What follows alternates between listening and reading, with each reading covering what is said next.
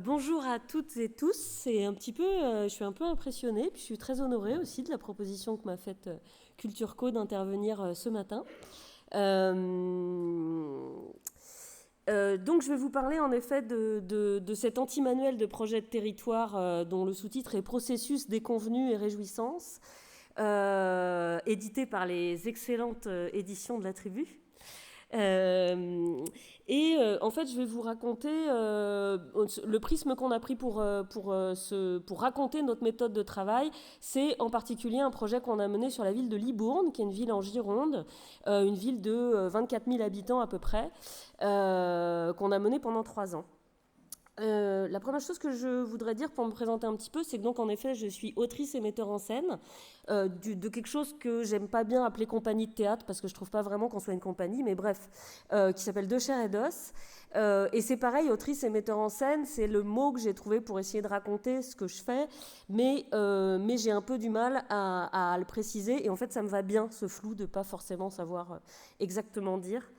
Je suis artiste depuis 7 ans, je me définis comme artiste depuis 7 ans seulement, puisque avant je dirigeais une structure, je dirigeais un festival qui s'appelle Chahut à Bordeaux, et qui était un festival très engagé sur les questions sociales, puisque le quartier dans lequel il était situé, le quartier de Saint-Michel, était à l'époque, même s'il s'est beaucoup gentrifié depuis, un quartier très fort d'accueil des différentes populations migrantes au cours du siècle, et très récemment aussi. J'ai donc fait ce pas, je suis passée de l'autre côté il y a 7 ans, et je suis devenue artiste, mais pour moi, mon enjeu est toujours le même, ma fonction a changé, mais mon enjeu c'est toujours le même, c'est très simplement comment est-ce je peux générer des espaces de parole, des espaces d'échange avec des personnes très différentes, et en particulier les personnes les plus fragiles et celles qui n'ont pas forcément toujours le droit à la parole. Je vais vous montrer des photos. Donc là pour l'instant, en fait toutes les photos c'est des photos d'Yvan Maty qui est le photographe du projet. Pour l'instant je vais surtout pas les commenter, et d'ailleurs je vais essayer de pas les commenter parce que sinon je vais mettre 1h30 et ça je vais me faire engueuler, ça va pas être possible. Donc je vais pas forcément les commenter, mais ça vous donne une idée esthétique, ça vous raconte tout ce que je ne raconte pas avec la parole. Il y a aussi, on documente énormément notre travail. Donc sur le site de chairedos.fr, vous avez beaucoup d'informations en dehors de l'anti-manuel, mais il y a beaucoup d'informations sur l'ensemble de nos projets. Pour vous dire aussi, vous donner une autre idée, je suis en projet depuis 3 ans à Brest, et on a une création qui sort en avril. Là, c'est une double commande du Fourneau, le CNAREP et de la Scène nationale. On a mené un projet avec le Grand T pendant 3 ans. J'étais 4 ans artiste associée à Nantes. Voilà, donc on se déplace sur les différents endroits de projet avec la même méthodologie. Notre enjeu principal, quand j'ai quitté Chahut, je me suis dit je veux à tout prix sortir de ce truc de on est pressé, on doit arriver à un résultat, on est toujours dans 1000 projets et on veut absolument, il faut arriver au festival d'après, il faut aboutir à ça, et je voulais absolument sortir de ça et prendre mon temps. Et donc c'est pour ça que le premier enjeu, c'est de se dire on va mener des projets sur 2-3 ans, parce qu'avec le temps, c'est la seule manière qu'on a de créer de la confiance, de créer de l'écoute réciproque, de se mettre vraiment à l'écoute d'un territoire. En fait, on a besoin de ce temps-là. Et l'autre enjeu, c'est de ne pas savoir où on va. C'est qu'en fait, en début de projet, je vais vous le raconter un peu mieux, mais on est d'accord ensemble avec le commanditaire ou la commanditaire qu'on ne sait pas où on va. Parce que si on savait déjà où on va, et ben en fait, on ne serait pas à l'écoute et on n'écrirait pas un projet dans la dentelle comme ce qu'on aime faire. Alors, je vais vous parler maintenant un petit peu de la méthode qu'on emploie. Ah oui, ce que j'ai oublié de vous dire, c'est que l'anti-manuel, là, il porte son nom pour cette raison-là. C'est surtout pas un livre de recettes, en fait. Voilà, c'est l'inverse d'un livre de recettes. C'est le témoignage de nous, notre façon de faire, et de ce projet-là. Ça nous semblait important, et c'est une commande des collectivités d'avoir donné les moyens pour créer ce livre. Donc la DRAC, l'IDAC, qui est l'agence culturelle départementale, et l'OARA, qui est l'agence culturelle régionale, qui ont dit, voilà, ce serait vraiment intéressant qu'il y ait une trace de tout ce process. C'est comme ça qu'on a fait ce bouquin. Donc la méthode de travail, vous allez voir, je vais commencer à la raconter, puis après je vais passer à autre chose, parce que j'ai parfois un petit peu de mal à moi-même me tenir à mes cadres. Mais donc là, ça commence toujours par une phase de commande. Et ça, c'est vachement important. C'est ce que j'ai dit tout à l'heure. Moi, en tant qu'artiste, j'aime qu'on me passe commande, parce que j'aime les règles du jeu et j'aime les contraintes. Ça ne veut pas dire que je dis oui à tout. Ça veut dire qu'en fait, cette phase de commande, elle va souvent passer, elle va parfois durer 6 mois, parfois 8 mois. À Nantes, c'était presque une année entière. Et on décortique ensemble, on va se raconter, le commanditaire va nous dire, bah voilà, moi ce qui m'intéresse, c'est que vous travaillez sur ce territoire, donc qui peut être à l'échelle d'un jardin comme à Nantes, ou ça peut aller comme une métropole comme Brest de 220 000 habitants. Et donc on va passer du temps à essayer de déjouer aussi tous les attendus, tous les accords tacites. Par exemple, ça pourrait être de l'ordre de nous demander de nous adresser à tout le monde. Ce qui pour nous ne veut rien dire, s'adresser à tout le monde. Donc on va prendre le temps de creuser et du coup créer un vocabulaire commun. À l'issue de la phase de commande, on a un texte de commande, ils sont sur nos sites, les textes de commande des commanditaires. On a des objectifs communs, un budget, un calendrier. Ce qui permet derrière d'évacuer ces questions-là, en fait. En particulier les questions budgétaires, on s'est mis d'accord sur une somme. Alors je vous spoil la fin tout de suite, parce que ça c'est une question importante. Un projet comme ça, c'est entre 35 000 et 50 000 euros l'année. 35 000, c'est Libourne, parce qu'on n'habite pas loin, parce qu'on est à Bordeaux, et que donc il n'y a pas tous les frais de transport. Et après, ça peut aller jusqu'à beaucoup plus. Enfin, jusqu'à 50 000. Donc après la phase de commande, on entre en phase sensible. Les photos que vous avez vues avant, là, c'est les photos de la maison. Quand commence le projet, en fait, quand Tiffaine Giry, la directrice du Libournia, le théâtre de Libourne, nous passe commande, en fait, elle, ce qui lui arrive, c'est que la ville vient d'avoir en legs une maison par une dame qui est morte à 94 ans, Janine Gradiana, qui lui a légué cette maison pour en faire un lieu social et culturel. La proposition de Tiffaine, la commande, c'est pas que nous, on s'occupe de préjouer ce que va être ce lieu après, c'est vraiment de travailler sur la mutation de ce lieu. Ça, c'est un peu une de nos spécificités, les mutations des lieux en travaux, etc. C'est un peu notre dada. Et donc, on rentre dans cette maison. Les photos que vous avez vues avant, c'est quand elle était encore... C'est juste avant la vente aux enchères, en fait, quand elle était encore habitée. Donc, vous imaginez que nous, on rentre là-dedans, c'est la caverne d'Ali Baba, quoi. C'est-à-dire qu'en termes d'imaginaire, tout de suite, c'est juste merveilleux, en fait, de se dire qu'est-ce qu'on va pouvoir raconter à partir de cette histoire-là. Donc, Tiffaine, elle nous passe commande de faire un travail de mutation autour de cet endroit, et en même temps, de 3 ans pour mettre la ville en récit. C'est ça notre départ. Nous, ce qu'on va commencer à faire, c'est ce que vous avez vu sur les images derrière, c'est qu'on va habiter dans cet endroit. Et c'est toujours ce qu'on fait. Quand on nous confie un quartier ou une ville, on commence par y vivre, et donc on rentre en phase sensible, c'est notre deuxième phase. C'est la phase où on va faire les éponges, où on va vraiment prendre le temps de se balader, de sentir. On va dans les bars, on discute avec les gens. On n'est pas encore avec notre casquette d'intervieweur. On écoute et on essaie de ressentir. Et dans cette phase-là, on a interdiction d'écrire un projet. On a interdiction d'écrire une histoire. Parce qu'en fait, si on écrit une histoire à ce moment-là, on va juste projeter nos désirs d'artiste à ce moment-là. Et c'est précisément ce qu'on veut éviter de faire. On les enserrera plus tard, nos désirs d'artiste, mais à ce moment-là, on se met à l'écoute, en fait. Donc, on commence par habiter cette maison, et puis on va plonger dans les archives, reconstituer les arbres généalogiques. On va beaucoup travailler avec la responsable des archives de la ville pour nourrir, en fait, tout notre imaginaire. On va aussi beaucoup travailler avec des jeunes. Vous avez sans doute vu des photos. On travaille avec des jeunes de la mission locale. Alors bien sûr, on déploie avec le théâtre et avec nos partenaires toujours toute l'armada de travail d'action culturelle. Donc pour aller travailler avec les personnes les plus isolées, les plus fragiles, etc., on va aller travailler avec les méthodes que vous connaissez tous et toutes déjà de l'action culturelle, sauf qu'on va encore ouvrir un peu plus, et comme on reste très longtemps, ça nous donne le temps, en fait, d'aller chercher, d'aller rencontrer des gens qu'on n'a pas l'habitude de voir dans ces projets-là.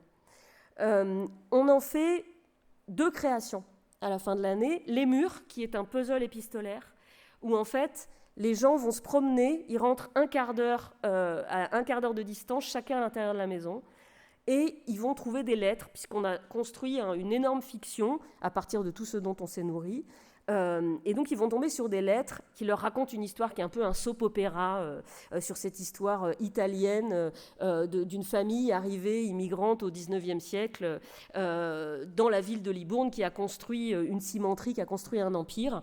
Et c'est toujours comme ça, nous, qu'on construit nos créations, c'est qu'on articule des choses très contextuelles de la ville à une histoire beaucoup plus globale, en fait, et toujours à des histoires intimes, ce qui permet aux spectateurs, aux spectatrices d'être en empathie, de se projeter dans tel ou tel personnage, etc. Les murs, là, ça se déroule pendant le festival Festar, qui est un gros festival des arts de rue annuel. Là-dessus, il y a 300 places. C'est pris d'assaut de suite, et c'est plein tout de suite. Et donc, ça crée énormément de frustration. Ça, on le sait depuis le début parce que, en fait, pour nous, c'est une stratégie. On a quand même, par stratégie, à côté de ça, créé les Soubassements, que vous verrez après, qui est une exposition qui fait le récit du process, en fait, mais vous en verrez les photos juste après. Ça nous permet d'avoir une jauge. Les Soubassements, c'est 500 de jauge. Donc, on monte la jauge, et ça, c'est pareil, c'est plein tout de suite. Et du coup, ce que ça fait, c'est que ça crée de la frustration, et donc la frustration, comme tu le disais, Eric, tout à l'heure, c'est du désir. Et ça fait qu'en fait, ce qui va être assez fou, c'est qu'on va plus entendre parler du spectacle l'année d'après par les gens qui n'y sont pas venus et qui sont frustrés ou par les gens à qui on a raconté. C'est-à-dire qu'il y a une forme de rumeur qui se met en place. Et pour nous, c'est vraiment important, cette rumeur-là, des gens qui nous croisent et qui nous disent « Ah, mais c'est vous, on a entendu parler de votre truc, on aurait bien aimé y aller, on est frustrés, etc. » Et nous, ça nous permet de leur dire « Embarquez avec nous pour la deuxième année. » Donc la deuxième chose, les Soubassements, c'est donc le récit de l'ensemble du processus, parce que nous, on considère on s'est rendu compte qu'en fait, raconter le processus de travail, ça intéressait plutôt les gens. Donc voilà, c'est les images qui arrivent. Ce que vous venez de voir, c'est qu'à la fin des murs, les personnes étaient invitées à arriver dans un studio photo à la fin du parcours, et on leur proposait de se costumer en un des personnages du récit.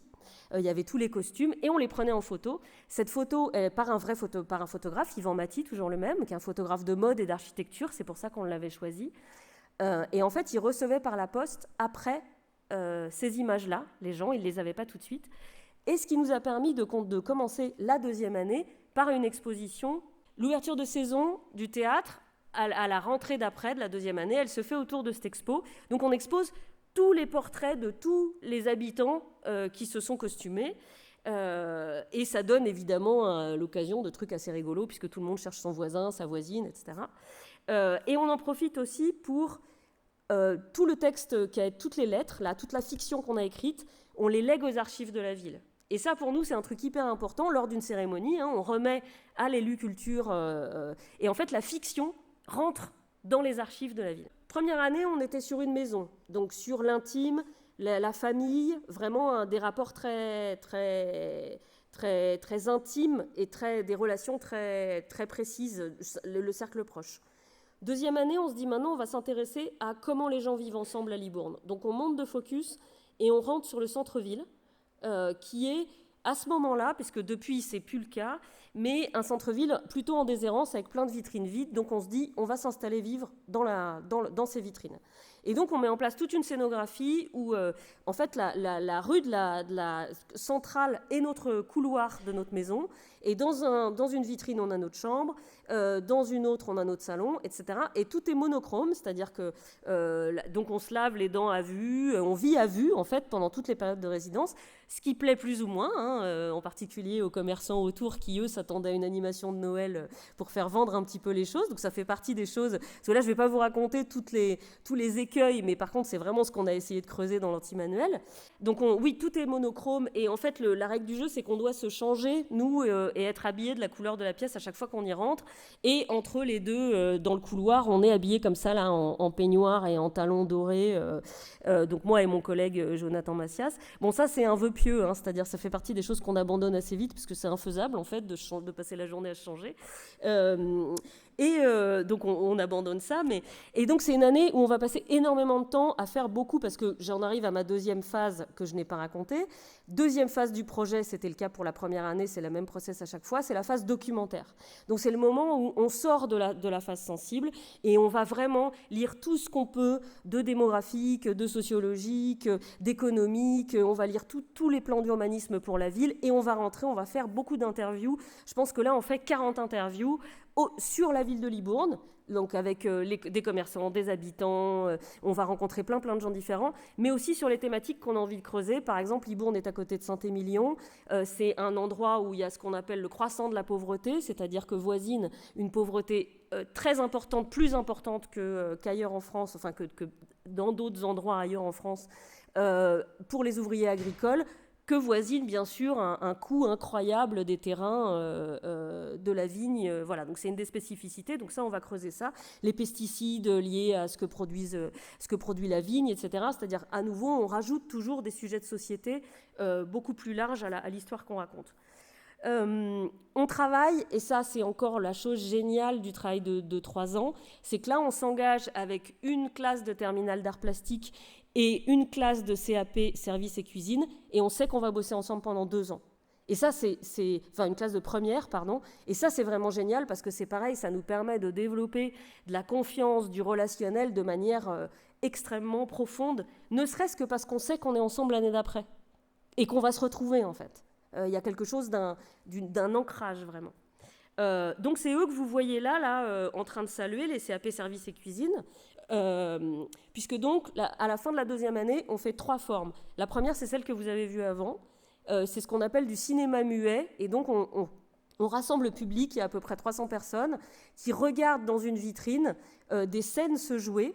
Ces scènes sont jouées uniquement par des habitants, habitantes, avec lesquels on a bossé en amont, parce qu'évidemment, c'est quelque chose de très important dans notre travail, c'est qu'on implique plein d'habitants, habitantes, que nous, on appelle des complices. C'est-à-dire qu'on ne les appelle pas des bénévoles, même si c'est leur statut, mais complices, pour nous, c'est une façon de reconnaître leur implication et leur petite part d'autorat, en fait, dans ce travail-là. Donc, on a écrit une histoire, la deuxième année, qui est une pièce de théâtre, où s'empaillent des personnages extrêmement archétypaux sur l'évolution de la ville. Par exemple, on a Alban, qui est architecte, qui est en train de construire un golf écologique, et qui s'empaille avec Véronique, qui est éducatrice spécialisée, et ils n'ont pas du tout le même point de vue sur la ville, et ils s'engueulent comme ça lors d'un apéro compost. Donc ça, c'est ce que le premier soir, les gens voient en cinéma muet, puisqu'ils n'entendent pas ce qui se raconte dans les vitrines. Il y a une grosse playlist, ils voient juste, et on leur dit, pour la suite, venez demain et après-demain. Et le lendemain et après-demain, c'est ce que vous voyez maintenant, ça s'appelle Parler boutique. En fait, les gens sont réunis par groupe de 20, et ça on le fait je ne sais pas combien de fois dans le week-end, et c'est les spectateurs, spectatrices, qui lisent le texte de théâtre, et donc qui prennent les mots sans savoir ce qu'ils vont lire avant. Ils choisissent de lire Véronique ou de lire Alban. Ce qui donne évidemment des tas de réactions hyper drôles, puisque les gens disent « non, moi je ne veux pas dire ça », etc. Bon. Et nous, notre enjeu, quand on a fait cette deuxième année, ce qui était super important pour nous, c'était de se dire, à la fin du spectacle, on veut que les gens restent à discuter. On veut qu'en fait, ça produise du débat sur l'évolution de cette ville, ses choix urbanistiques, etc. C'est-à-dire, on veut que les gens se sentent concernés, autorisés à dire « bah oui, mais en fait, moi, je ne suis pas du tout d'accord avec ça, etc. » Et ça marche. Les gens restent vraiment à discuter après. Et puis, la troisième partie, c'est qu'on fait une expo où, avec des portraits des commerçants, où on raconte un peu leurs histoires. Et puis, on fait ce temps-là que vous voyez là, qui est un temps où plein de partenaires différents sont invités et chacun va raconter son bout du projet. Et la personne du Libournien qui s'occupe de l'action culturelle des relations publiques, elle dit ce soir-là, je me rends compte de l'ensemble de la mosaïque qui avait produit ce projet en fait. C'est vraiment des projets qui se font par plein de petites touches, plein de petits bouts, et en fait souvent on ne voit pas vraiment, personne ne voit vraiment l'ampleur et l'ensemble des endroits où sont tout le monde. Et donc oui, pour finir sur les CAP service et cuisine, eux, pendant Lèche-Vitrine, pendant le cinéma muet, c'était un peu un théâtre à la Molière où on mange, on parle, on boit, puisque de toute façon, on ne dérange pas les comédiens puisqu'ils sont dans une vitrine. Et donc, les CAP Service et Cuisine avaient conçu un repas monochrome et il servait des bouchées vertes quand c'était la pièce verte, etc., à tout le public. La fin est l'année Covid, donc qui va nous empêcher de faire tout ce qu'on voulait faire, puisque la 3e année, on continue notre dézoomage, là, et on se dit, maintenant qu'on a travaillé sur comment les gens vivent ensemble à Libourne, qu'est-ce qui se passe d'un point de vue collectif, on prend encore de la hauteur et on se dit comment cette ville accueille les gens qui arrivent et qui en part aussi. Parce que sur toute ville qui a des évolutions, on connaît bien l'histoire de la gentrification, il y a plein de gens qui partent et qui arrivent, etc. C'est une ville qui, à ce moment-là, est en début de gentrification. Je n'ai pas les chiffres pour vous dire aujourd'hui, il y a des gens plus compétents que moi dans la salle, je pense, qui pourraient dire, mais en tout cas, à ce moment-là, c'est le virage, en tout cas la volonté politique du maire, très forte. Il fait plein de campagnes de pub pour dire c'est la rive droite de Bordeaux, donc il y a cette volonté d'amener en fait de nouveaux habitants dans cette ville.